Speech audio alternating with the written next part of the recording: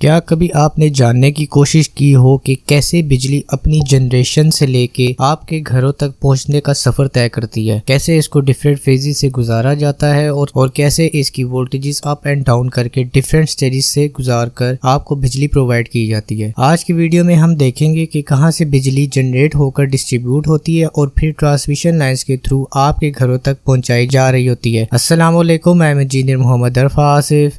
Welcome to the studio, My Academic Studio.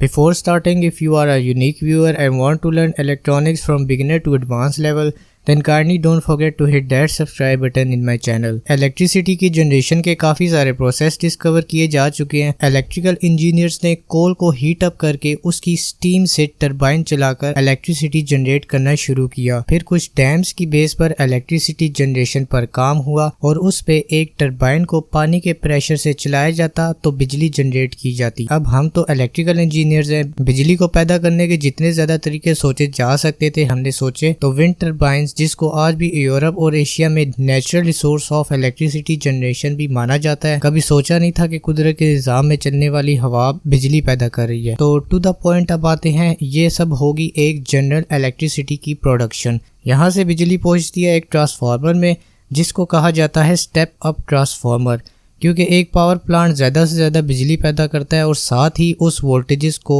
एक transformer increase करके कुछ ट्रांसमिशन लाइन के थ्रू सप्लाई करने लग जाता है। अब इन ट्रांसमिशन लाइन में हैवी ड्यूटी इलेक्ट्रिसिटी आ रही होती है, जो कि हर एक सब स्टेशन में डिवाइड होने लग जाती है। इन सब स्टेशन में लगे जाते हैं स्टेप डाउन ट्रांसफार्मर्स, जो कि उस हैवी ड्यूटी वोल्टेजेस को डिक्रीज करते हैं। यहाँ से फिर डिफरेंट एरिया में बिजली को डिस्ट्रीब्यूट किया जाता है। डिस्ट्रीब्यूट करने के लिए इनको इलेक्ट्रिक पोल्स का यूज करना पड़ता है, जो कि आप स्क्रीन पर भी देख सकते हैं। अब इन इलेक्ट्रिक पोल्स को खत्म करने के लिए और काफी सारी वायरिंग्स को कम करने के लिए अंडरग्राउंड केबलिंग का इस्तेमाल किया जाता है। सब कुछ सेट हो गया। अब इन इलेक्ट्रिक पोल्स के साथ साथ जो वायर्स आ रही होती है उनमें करंट की वैल्यू काफी ज्यादा होती है, यानी काफी हाई वोल्टेजेस आते हैं, जो कि हम घर में इस्तेमाल नहीं कर सकते। इसको कम करने के लिए मजीद एक स्टेप डाउन ट्रांसफार्मर को यूज किया जाता है, जिसको हम डोमेस्टिक पावर सप्लाई ट्रांसफार्मर भी कहते हैं। ट्रांसफार्मर क्या है, इसकी टाइप्स, वर्किंग प्रिंसिपल और इसकी टेस्टिंग पर कंप्लीट वीडियो अवेलेबल है, आप चाहे तो उसको भी चेकआउट कर सकते हैं। इन ट्रांसफार्मर से इलेक्ट्रिसिटी जो आउटपुट में मिलती है वो होती है 220 वोल्ट्स।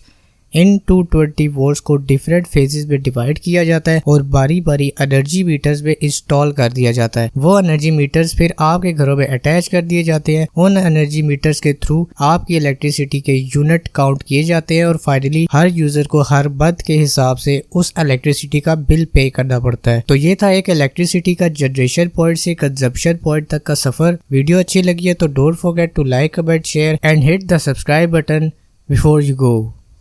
फी अमान अल्लाह, गुड बाय।